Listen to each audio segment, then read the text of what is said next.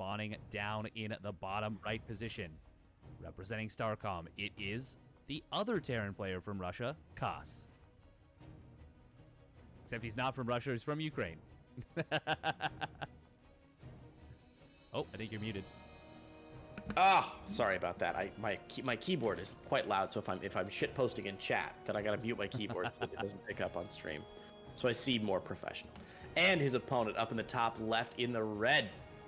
From Oplon Esports, it is Denver. Now it's time for another obscure reference check here. Steadfast, did you ever play Donkey Kong 64? 64? I think I played a little bit of it, but that would have been like at like the babysitter's house, you know? Yeah. Like I never owned it. It's just like whatever your friend had. Yeah, I know the feeling. I was able to own it because my parents didn't allow me to have, well, they didn't allow me to have video games generally. But I bought an N64 with my own money, and they let me have Donkey Kong 64 because there's no like real violence in the game, like you're shooting people with fruit guns and stuff. So they were like, that's fine. GoldenEye, heaven forbid, not allowed in the house.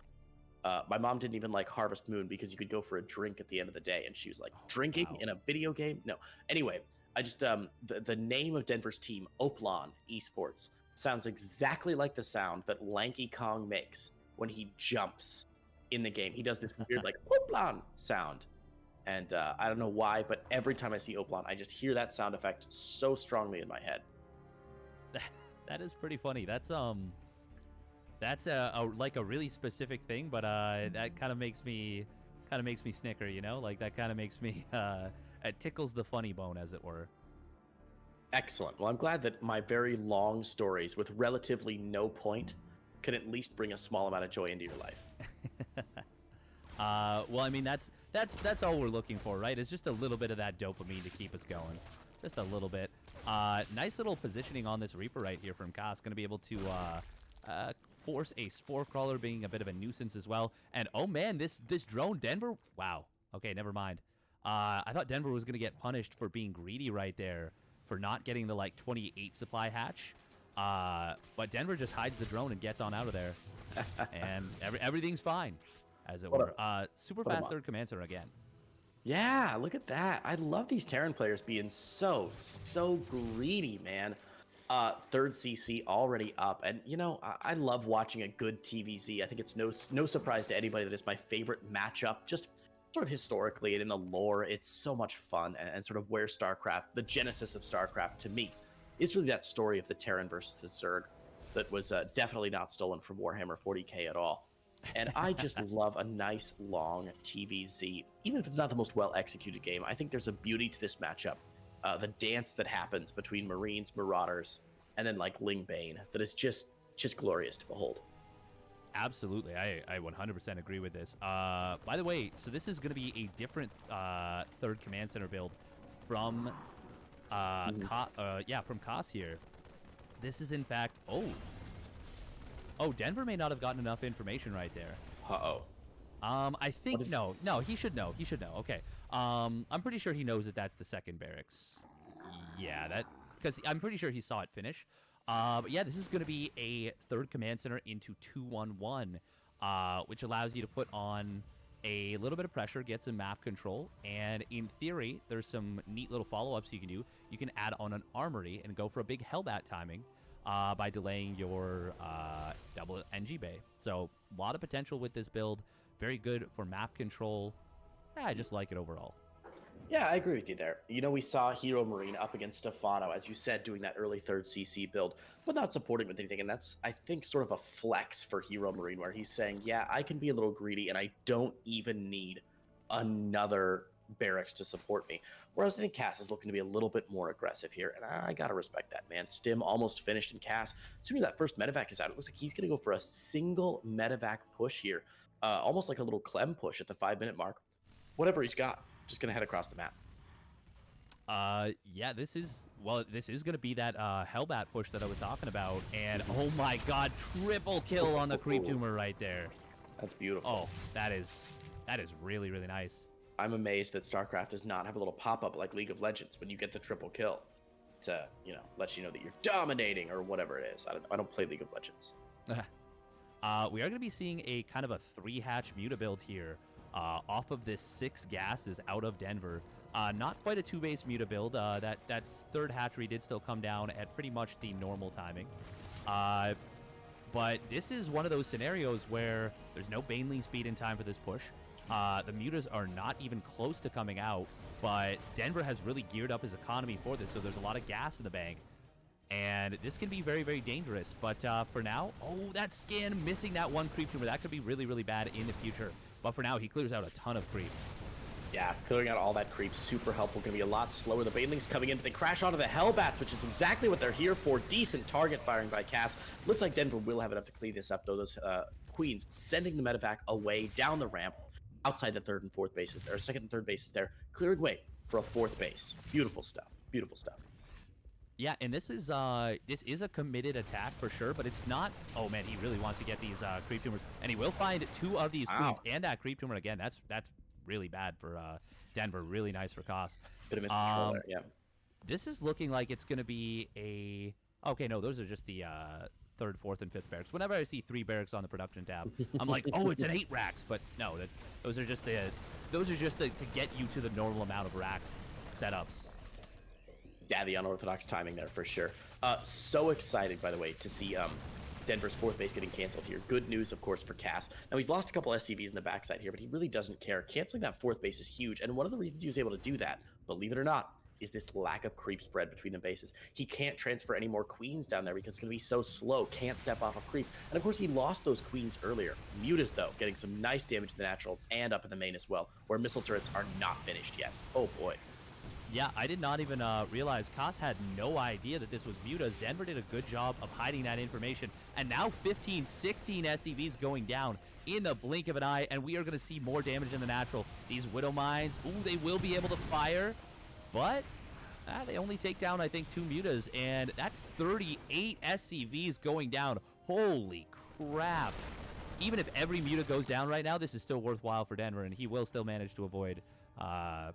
he loses 2 more on the retreat, which is not ideal, but he is totally okay with what's happened. Yeah, it was a big Baneling roll by the way, into the 3rd base that cleared out about 15 more of those SCVs. Disgusting. And speaking of disgusting, look at Denver's army right now. Ling, Bane, Muta, and nothing else. There's no lurkers behind this, no Hydra Den, no nothing. He's just happy to get these Lings into the 3rd base and get as much damage done as he can. Of course, Cass trying to come up to the top side as well. And we'll see if he comes back to defend this, but a couple of good Baneling shots could end this game for either player. Denver, though, looking like he's in strong position. As long as he can defend here, he's got plenty of economy behind this. That he does, and he's killed even more workers. Banelings are going to roll forward. They do trigger a Widow Mine here, which is pretty nice.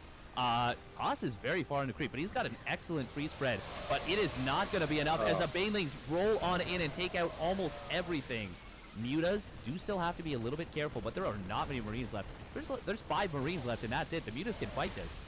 Wow, every single Baneling detonated on its targets, by the way. Not a single one was picked down. If you check the battle report, you'll see no Banelings in that battle report at all. Beautiful work there. And of course, the medevac's getting cleaned up, and Cass just gonna bleed out, I think. Doesn't even get the 3rd base down, and I'm seeing Dollar in Denver's eyes right now as he looks like a strong contender to take game number 1. Yeah, absolutely. Speaking of dollar signs, there is value for winning even a single best of 3. So even as we get, obviously for now they're focused on making it out of the group, but even just winning a best of 3, that's money in the bank. So every player is going to be playing every best of 3 with gusto and with purpose. 125 smackarooskies.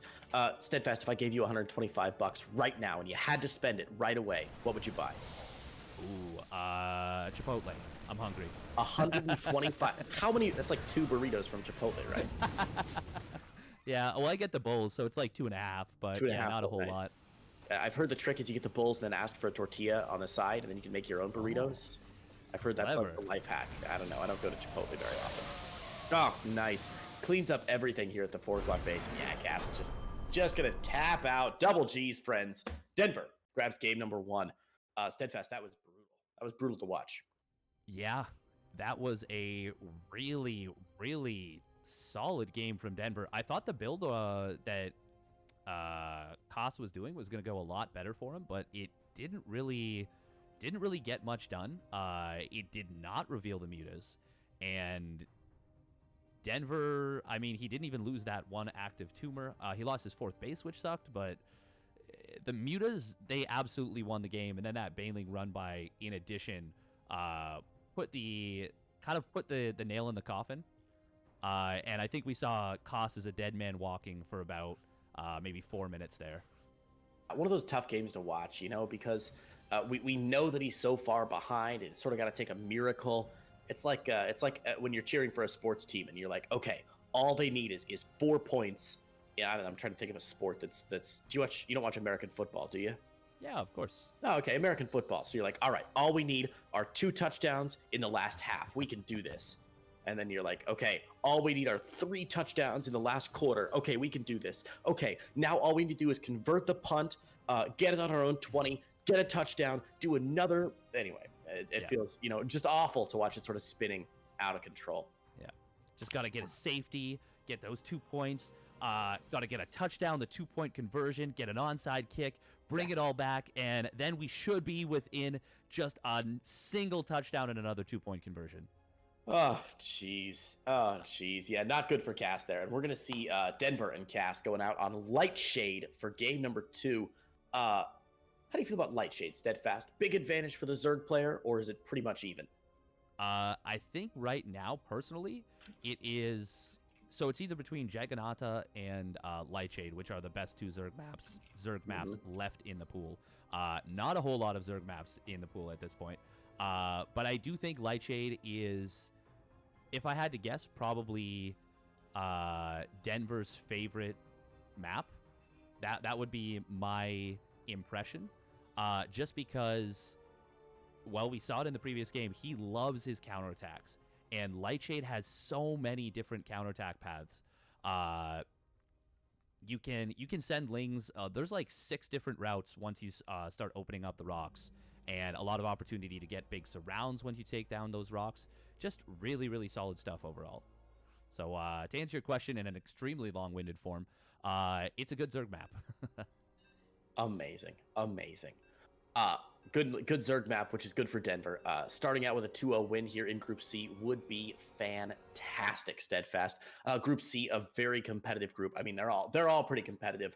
But some names you might recognize in Group C: Goblin, Marine Lord Raynor, and of course Thermal. Some big names here in Group C with DNS, Cass, Strange coming in as well.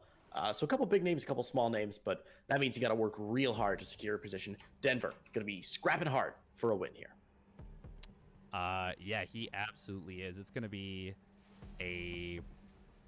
like every map win does count. So if he can start it off, like you said, with a 2-0, he'll be very happy with that. And here we go. Why don't you take it away and introduce our first player in the top left? I'd love to. In the top left-hand side, currently leading the series 1-0, representing France and Oplon Gaming. He is our red Zerg player from France and Oplon Gaming, currently leading the series 1-0. His name is Denver. Hitting me with the fake out there. I love it.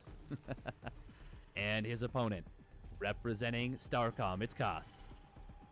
From Ukraine. Not Russia, Ukraine. That's right. Oh, jeez. Ukraine, also a pretty impressive StarCraft country. Both Bly and Koss making it deep. But another Ukrainian name that we shouldn't forget about in Group D, going to play tomorrow, Hellraiser, a very, very scary player. I just had him in one of my tournaments, and he made a deep run defeating the Korean player, Nightmare, 3-2, and then almost beating Cure as well. He got 2 games up on Cure, and then Cure reverse swept him. But Hellraiser, another Ukrainian player who is terrifying. Yeah, he is one of those players that I've seen him pull off incredible stuff, like incredible games.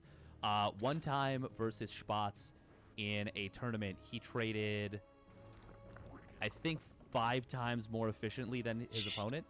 He literally won a game where he had 4 bases to 9. Oh my god.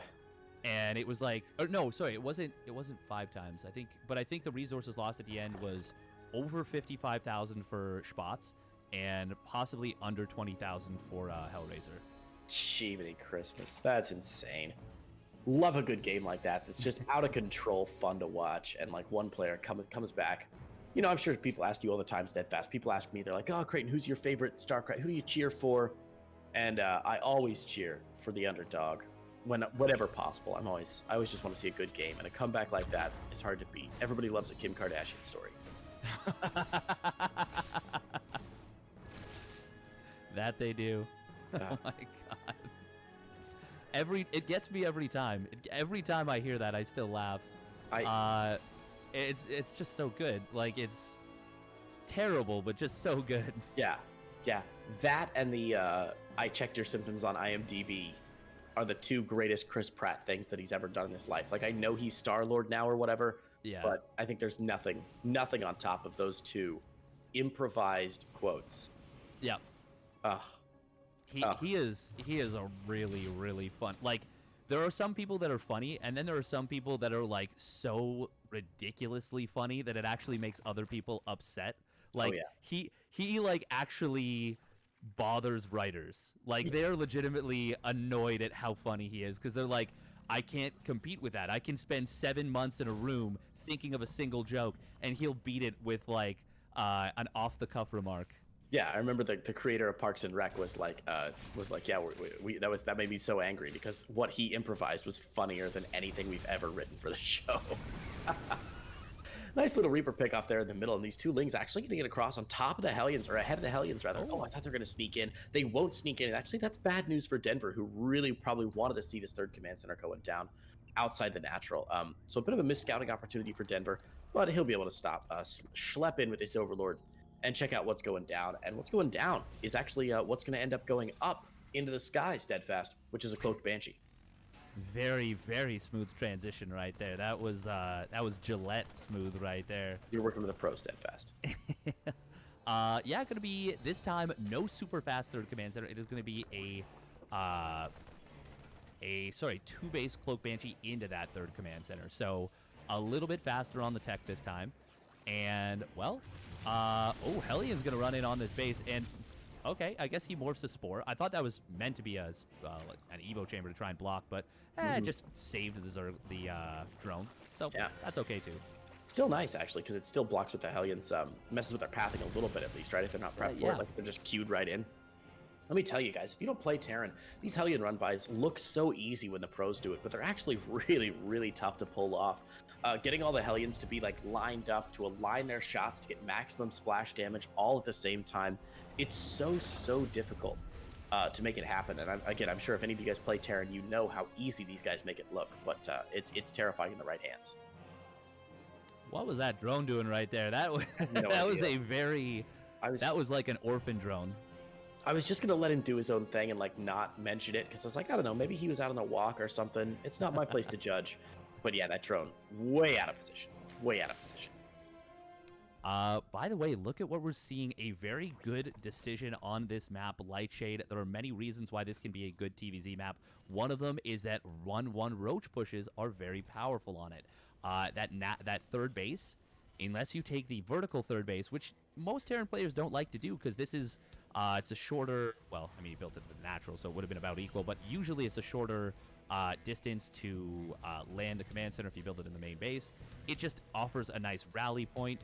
They just started taking this as the more consistent one. It gives a good jumping off point, but it's also extremely exposed against Roach pushes.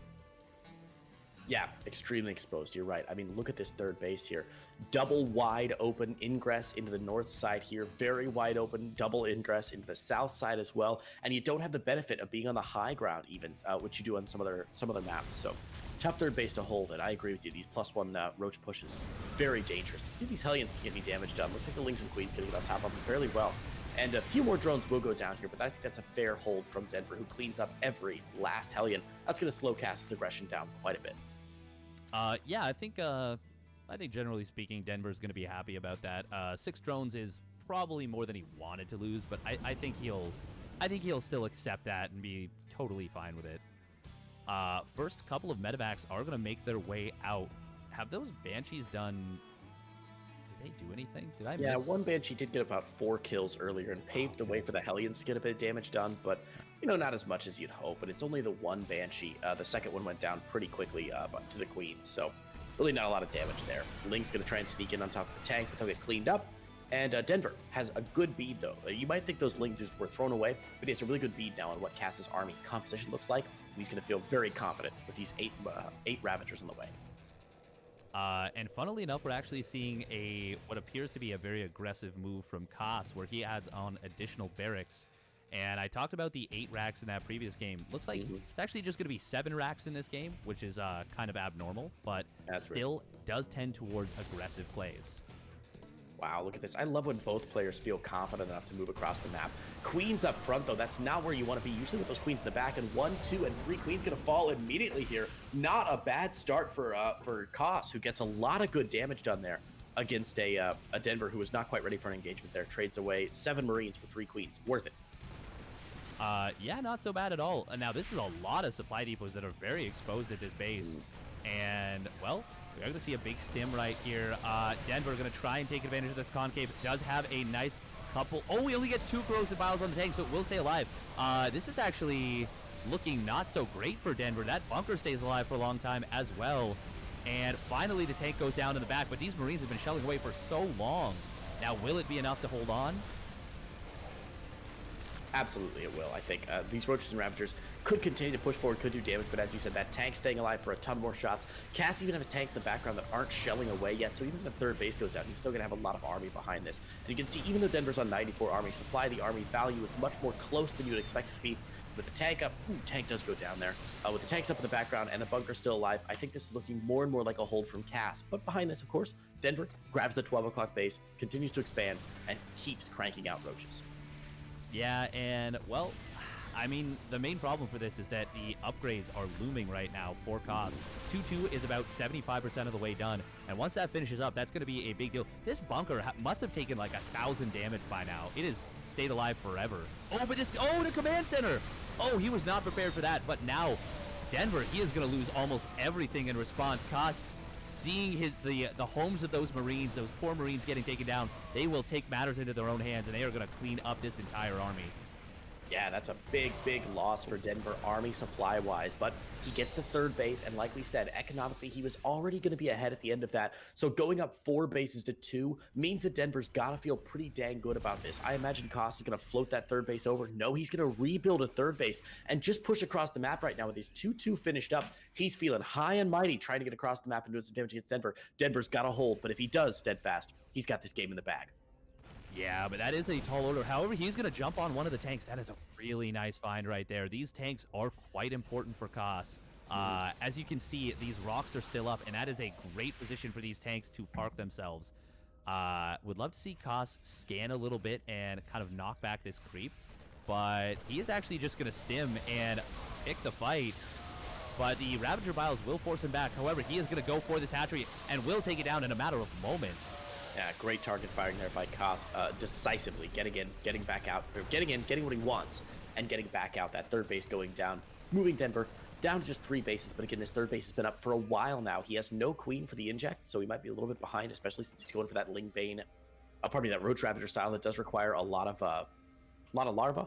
But he's rebuilt this 4th base, and as soon as he clears these tanks off the high ground, I feel like Denver's going to be in a really good position. Look at these Roaches on the south side too.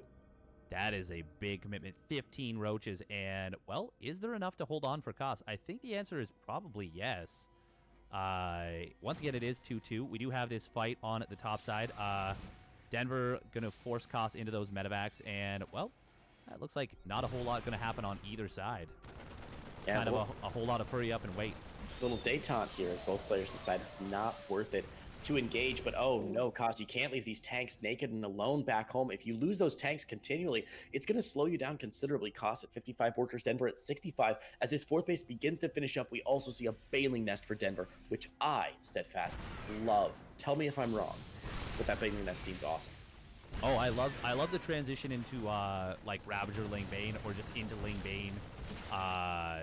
But I will say I think it needed to be a lot faster because Koss has his 3-3 looming. Yeah. And 1-1-2 versus 3-3 Marines with a ton of medevacs. Oh, that's a real bad time unless you have a a truly overwhelming army size or a ton of creep spread. And we're going to see this 4th base go down. Koss does need to lift up and get out of here. Actually loses a medevac to the Throats of Clouds. A little bit awkward.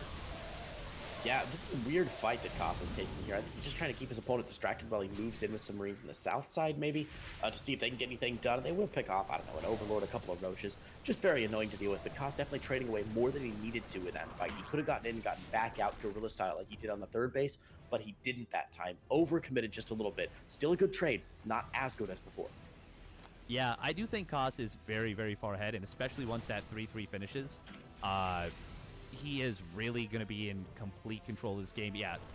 We're even going to see these Marines stimming on at this base, and they're going to pick off just one or...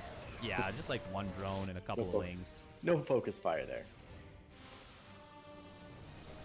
But yeah, this main army, this is terrifying right now for Koss.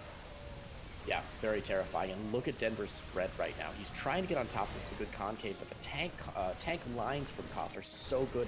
Hit a little Tetris block L shape of tanks there, which was really glorious. And Denver fought right into the nook of it. Denver losing so much army supply. His army supply just plummeting, fighting into all those tanks, and that was terrifying. And it's not just the tanks; it's the 3-3. Denver knows it. GG, and we got another game 3 on our hands here. That we do. It seems as though we are destined today for a lot of these game 3s.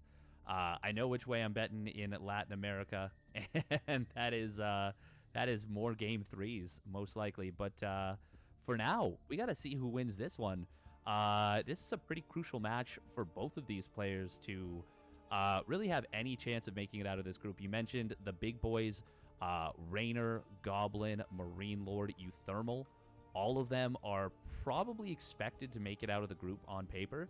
Yeah. But both Denver and Koss, they are very much in the running. No question. They've got the chance to definitely push it out. We need to take a short break, guys. And when we come back, after I'll say a 3-minute break, we'll have game number 3 with Denver and Koss to see who walks away with a match win on Blackburn LE. So don't go anywhere. Steadfast and I will be right back after a short break.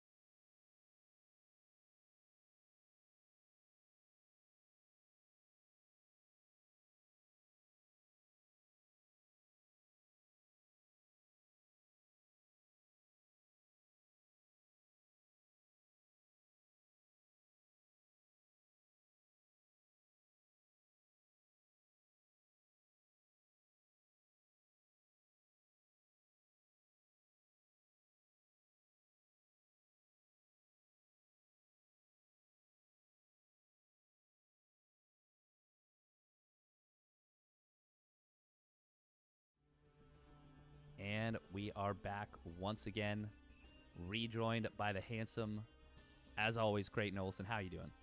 I'm doing all right. You know, I had a sore throat a couple days ago, Steadfast, and I'm just in like the recovery phase. So I've got this really glorious contralto sound that I'm bringing to the broadcast right now. I hope people can keep up with it. But you know, every time you've introduced us in the broadcast, you've introduced me and said some nice things. I haven't had the chance to say some nice things about you, Steadfast. And I don't know if the people know back home, but you are also a very active, busy StarCraft caster who has some fantastic knowledge. What do you get up to when you're not casting ESL? Well, I do often cast the ESL Open Cups every Monday from the ESL Open EU and ESL Open NA, and then KR on Saturday nights. Right. After this, I'll probably be covering the Exxon Cup Open tonight at 9 p.m. EST, which is, what is that, 5 hours from now? Something like that. 6 hours from now. I'm not a math guy. And then I think I have maybe some interviews this weekend, I think, that'll get posted maybe. I don't know. Where can the good folks find you, though? Oh, gosh, I'm easy to find. I'm honestly not doing much StarCraft stuff. After ESL finishes up, I'm going on vacation, Steadfast, and I'm going to turn off my phone, and I'm not going to check my Discord, and I'm not going to have access to a computer. It's going to be glorious. So I'll be out of the picture for a while, which is great. And you know who else is going to be out of the picture is one of these players who's going to lose this series. We're going into game number 3 right now with Denver and Cass. That we are. And spawning down in the bottom left position, looking to take it home on this uncomfortable map Blackburn for him. It is Opilon's Denver. Or Oplon. Looking to take it home tonight, home tonight. I can't. Every time. Bottom right-hand side in the blue from Starcom Gaming and Ukraine. He is Papa Cass. Oh, yeah. And I'm kind of surprised that this made it through as the third map, but as it is right now, Zerg players, their first veto in a best of 3 is always going to be Beckett. Yep. 100% of the time, it has to be. And then your second veto is either going to be Oxide or Blackburn, so it's a little bit of a pick your poison situation. Yeah. And it ends up, I'm actually surprised that Lightshade made it through from Koss. Means that one of them vetoed 2,000 atmospheres. Actually, it means that Koss vetoed 2,000 atmospheres, almost 100%, because he wouldn't have vetoed Oxide. I can't imagine that. No. Which is interesting. We saw so much 2K Atmos. I think in a best of 1, I tend to see a lot of 2K Atmos because it's sort of a very blasé, milquetoast, sort of standard rake style map. Whereas in the best of 3, sometimes people are more willing to let Blackburn slip through with the hopes that the other person will veto it, I think. Bit of an interesting choice, but we've seen it an awful lot today, Steadfast. No question. Yeah, we actually have. I will say I don't know if I like Denver letting it through. I mean, Oxide is kind of the devil you know versus Blackburn, the devil you don't. Even though it has been, like you said, in the map pool for about coming up on 2 months now, and there is enough time to kind of figure things out. It doesn't make it any easier to play necessarily in TVZ. Now, are we going to see more roaches coming out of Denver? It didn't really work out for him at all on Lightshade. If Koss takes this forward base, it could work out well for him, but it's kind of Koss's choice, you know? Yeah, roaches have proven themselves pretty strong on this map. I will say last game, I don't feel like he lost because he built roaches. I feel like he lost because he took some absolutely garbage engagements, just fighting underneath these tanks that were on the high ground and like completely... I mean, he fought into a concave of sieged up tanks and stayed there for a good solid 4 or 5 seconds. Just atrocious, really. So I wouldn't be surprised, Steve, going roaches again. We've seen really powerful roach play on Blackburn. Again, the rush distance between these potential 3rd or 4th bases out here, the triangle bases, are just so short. It's very easy to get from one to the other. And if you really want to pressure your opponent, roaches are a nice, cheap, and cheerful way to do it. Yeah, they certainly are. But I will say, based on how clean his Mutiling Bane looked in game number 1, I'd like to see him go back to that. You still do have a lot of counterattack options on this map. You can, of course, swing up through the top side. If you knock down these rocks, you can potentially slip some banelings in through this base. If they take this base, you can kind of slip around and get some spots in there. And then mutas, even though there's these slow zones, they are still okay on this base. So I wouldn't hate to see that either. More so because he just looked better with it. Ooh, but look at this. What do you see on the mini-map? What do you see on the production tab? I love it. I love it. I love it. Fusion Core coming down from Cass. It is Cattle Bruiser o'clock, and Denver needs to get in to spot this. Now, his Overlord can sneak in because there's nothing that fires up right now in the natural. No Marines at all. It's a Reaper. One Marine.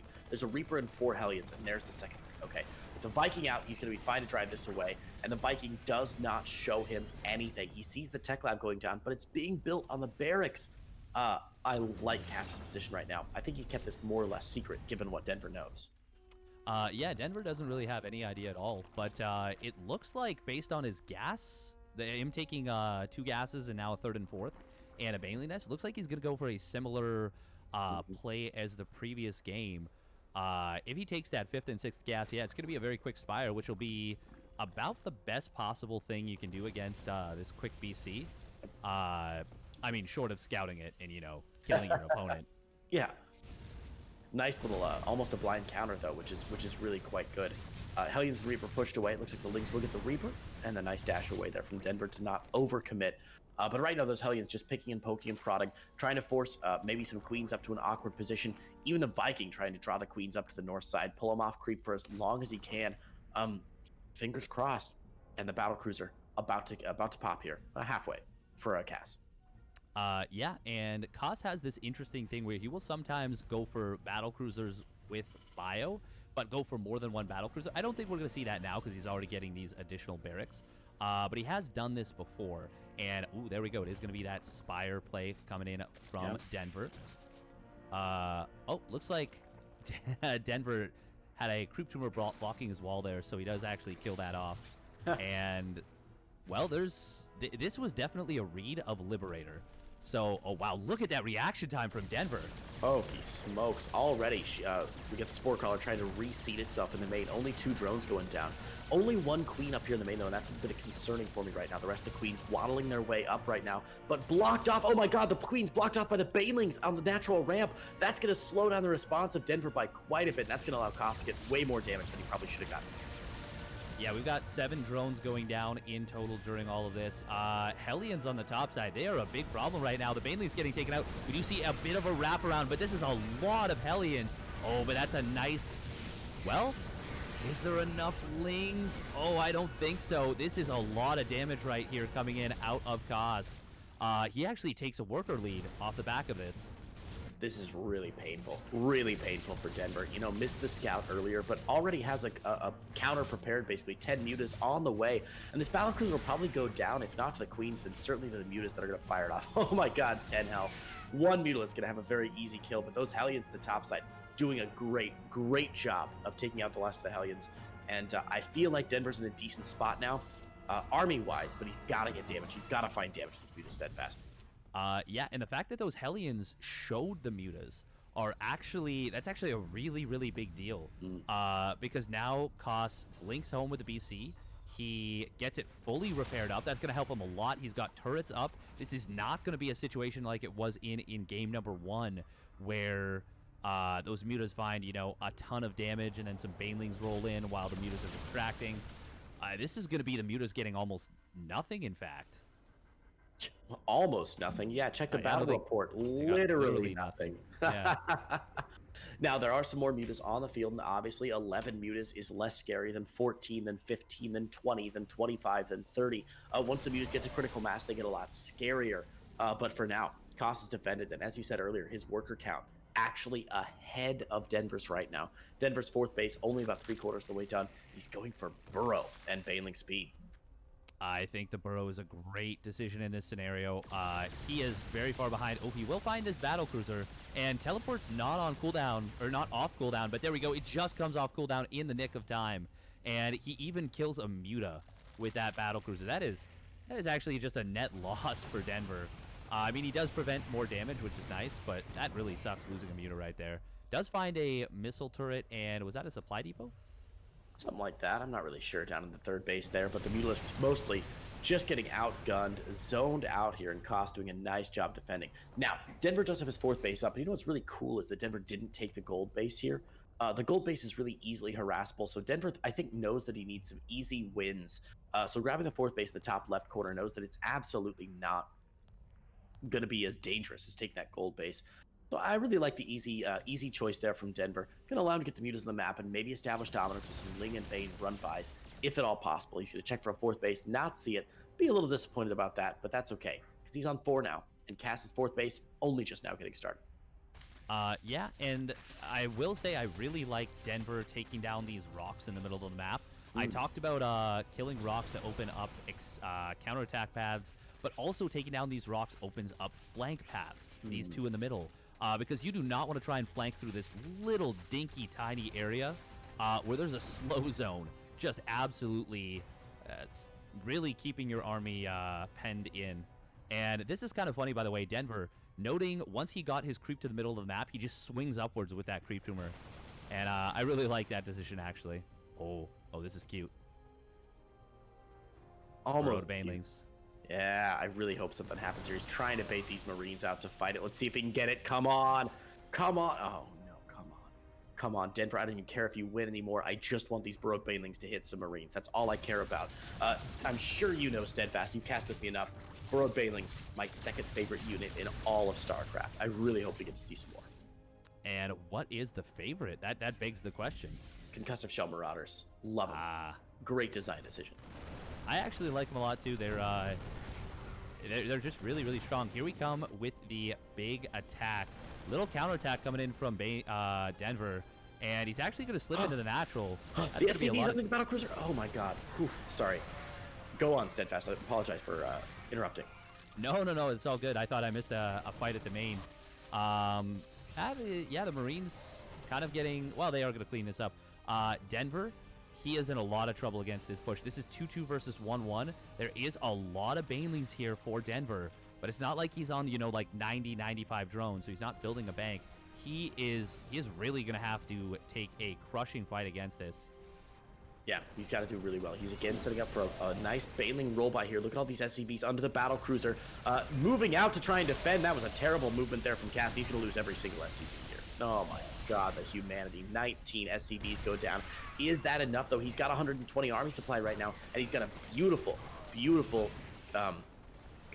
contain on Denver. Oh, but look at the medevacs. There's none with this army. It's one, it is completely out of energy, and that's going to trigger Denver to move forward into his opponent's army. Now, he will still lose a lot, but he got a pretty decent trade there, and time is actually not on Koss's favor right here in this position. The lack of medevacs is disastrous for him. Okay, there we go. 2 more do show up. But that is not an often scenario, or not a frequent scenario where that happens. Are we going to see this battlecruiser blink away again? Nope. Oh, no, it finally gets taken down. Finally. And that's actually a really nice little win there for Denver. The battlecruiser teleport is always so annoying to deal with. During a major fight, you can always teleport that battlecruiser in.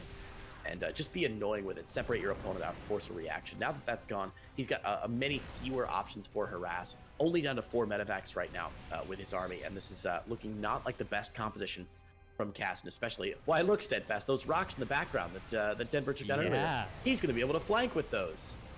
And, well, the Banelings are going to crash in on everything. Mutas and Lings getting on top of the tanks. But there's just way too many Marines here. And that 2-2 upgrade advantage helping out a lot. So many Marines. Denver frantically trying to morph in Baneleys, but he didn't have any ready for this fight, and Koss is just going to stim right onto creep, and he is going to look for those Banes, and he is going to go right after them. 3-3 almost finished up here for Koss, and the Banelings, though, will complete, and that is a lot of Marines on creep, and Marines on creep do not do well. That is a huge cleanup for Koss, and it is important to note, by the way, Denver forgot his +1 melee.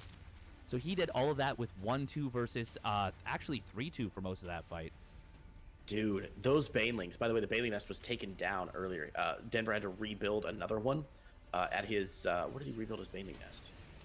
Oh yeah, at his third base, he had to rebuild a Baneling nest there, and those Banelings just finished up at exactly the right time, so they crashed right into the Marines. The Marines didn't quite have enough time to respond to it, so very fortuitous timing there. Koss diving a little bit too deep into the third base, and that's a big win for Denver, but also, to be honest, a bit of luck that he got his Baneling nest rebuilt, and those Banelings popped out at just the right time. If Koss had 10 more seconds, there would have been no Banelings in the front flank of that fight, and his Marines would have been just fine. Yeah, StarCraft 2 is a game of inches, and it may have looked like that was just an easy cleanup for Denver, but that was extremely, extremely razor's edge. If he had been, like you said, just a couple of seconds later on that Baneling morph, Koss probably just clicks all of the Banelings down, and it kills half of them before they finish up. The rest of them aren't enough to clear out all those Marines, and we're probably looking at a Game 3 victory already for Koss. Instead, he is now down 40 supply. 32 of it is in SCVs. Nice find on that medevac. Does cost a muta, but he clears out the entire drop, and that is a really, really good situation. And now these are +2 mutas getting on top of the Terran production. Tell me about getting on top of the Terran production here, Creighton. Never what you want. One of the strengths of going bio Terran is that you've always got units churning out, right? You can see in the main base of Koss right now, he's got 5 or 6 Marines ready to respond. But if those Mutalisks are constantly picking off 5, 6 Marines, they're going to trade very effectively. And that means that Koss's push here is truly his last stand. No support, no reinforcement, just everything he's got on the field right now. And again, he's in a very nice position between the natural and sort of this gold 4th base, but still very, very fraught position for Koss right now. Yeah, and the mutas are continuing to find damage. 10 drones did go down at that gold base, I believe, but look at this turret getting taken out. Turrets, I should say.